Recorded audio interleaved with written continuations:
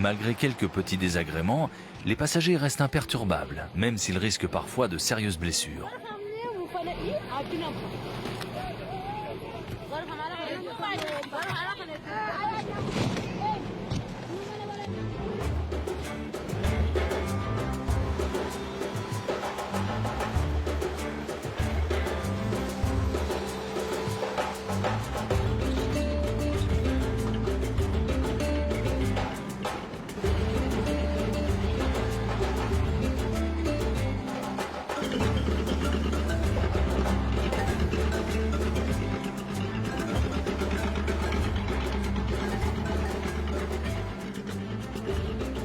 Les camions avancent tant bien que mal. La terre sèche soulève des nuages de poussière.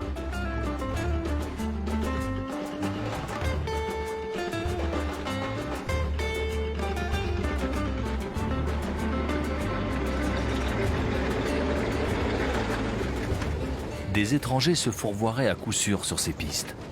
Aucun panneau n'indique la direction à suivre. Et même si Sékou connaît la région comme sa poche, il reste vigilant.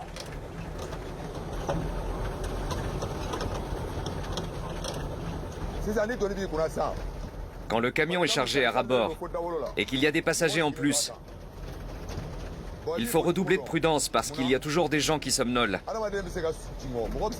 Comme ils ne se tiennent plus, ils risquent de tomber si le camion penche. Et si on roule trop vite, on peut aussi faire tomber des passagers dans les virages.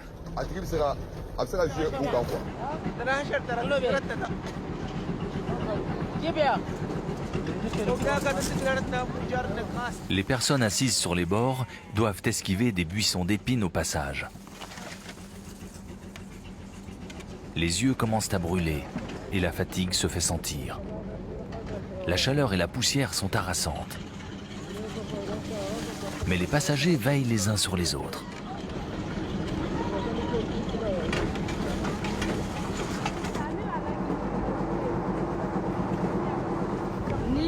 Il faut toujours bien se cramponner, sinon on tombe. C'est pour ça qu'on se serre les uns contre les autres. On s'accroche à son voisin, qui se tient lui aussi à celui qui est à côté.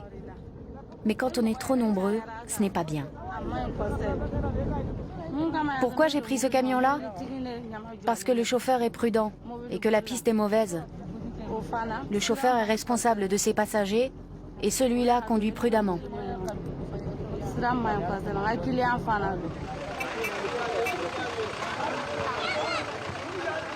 Avec son minibus, Abdoulaye Dembélé fait une halte à Dia, un village qui se trouve sur le bord de la piste.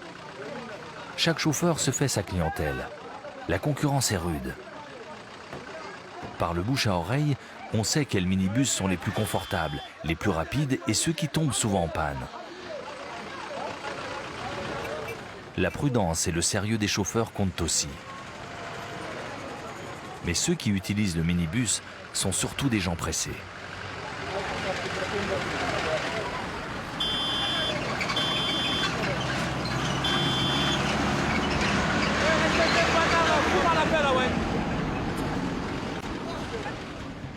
L'essentiel pour Abdoulaye est d'arriver sain et sauf à destination. Les pistes sont suffisamment dangereuses pour ne pas prendre de risques supplémentaires. Le trajet est long, c'est la galère. Il faut toute une journée rien que pour faire l'aller. Sur une route goudronnée, on pourrait enchaîner 2 allers-retours. Mais la route est si mauvaise qu'on ne peut faire qu'un trajet par jour.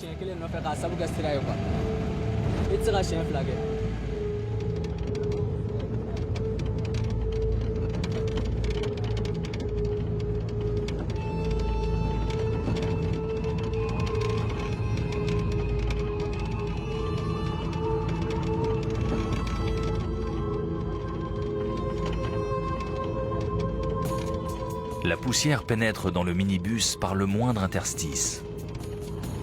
Elle colle à la peau et l'air devient quasi irrespirable. Le thermomètre marque presque 60 degrés, mais il n'y a rien à faire. Si ce n'est fermer les yeux et prendre son mal en patience.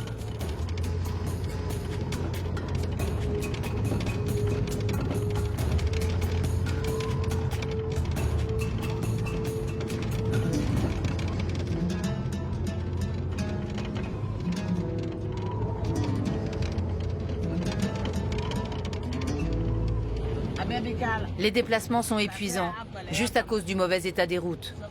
Pour les chauffeurs aussi, c'est dur. Ça dérape tout le temps. Tout ça parce qu'on ne veut pas construire de vraies routes. Si on avait de bonnes routes, ça éviterait bien des choses. Mais quand on est commerçant, il faut bien se déplacer. Sinon, on ne viendrait pas par ici.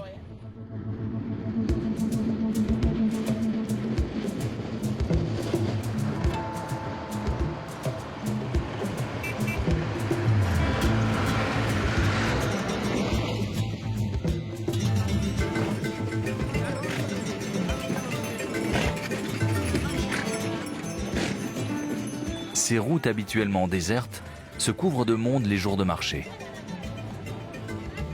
À pied, à cheval ou en voiture, tout le monde afflue.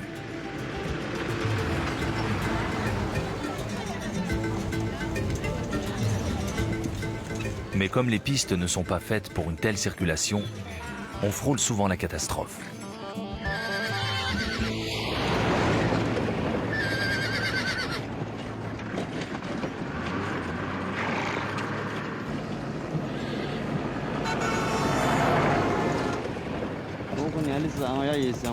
Tu as vu? Quand il est passé à ras de nous, on s'est baissé pour se protéger de la poussière. On se méfie toujours des véhicules à moteur.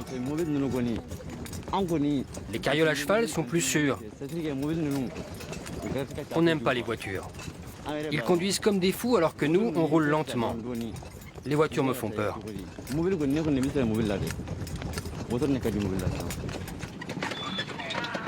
Les accidents se sont multipliés depuis que les minibus et les camions ont fait leur apparition au milieu des voitures tirées par des ânes ou des chevaux. Les différences de vitesse sont incompatibles. Les chevaux s'emballent, effrayés par ces bolides qui semblent surgir de nulle part.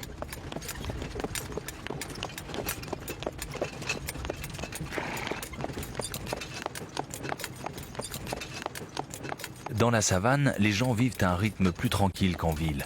La voiture à cheval reste pour eux le moyen de transport idéal, qui ne demande ni essence ni réparation. Mais les minibus mettent cette infrastructure en péril. C'est la concurrence entre eux et nous, parfaitement. Ils ne veulent pas qu'on transporte des gens. Il faut pourtant bien que tout le monde gagne sa vie, mais ils veulent nous prendre tous nos clients. Tant pis si on se retrouve sans rien. C'est comme ça. Pour l'instant, les voitures tirées par des chevaux ou des ânes sont encore majoritaires. La carriole approche de Djonjori, où se tient le marché. Après leur trajet à travers la brousse, les passagers des deux camions arrivent eux aussi à Djonjori.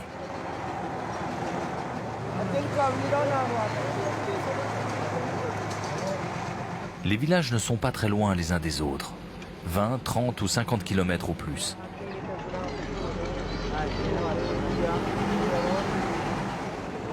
Bien qu'il soit un chauffeur chevronné, Djadje est toujours content d'arriver à bon port sans incident.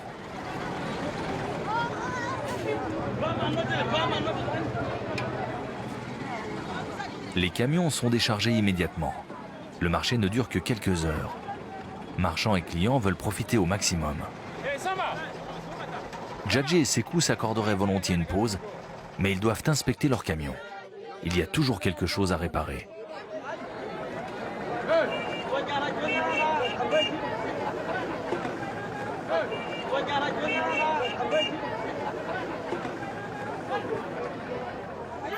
Abdoulaye vient lui aussi d'arriver à Djonjori.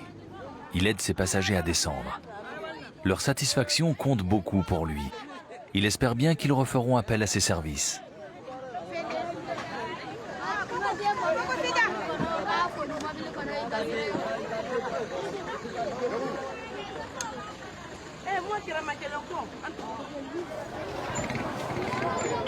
Le marché de Djonjori se trouve sur les bords du Niger.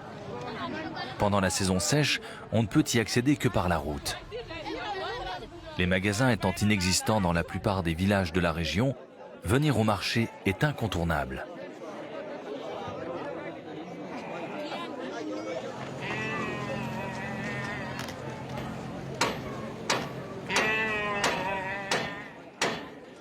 Les apprentis de Djadje et de Sekou ne font pas de la mécanique de haute précision. La plupart du temps, ils n'arrangent que de simples bricoles. Des vis desserrées par les cahots de la piste ou un capot qui ne ferme plus.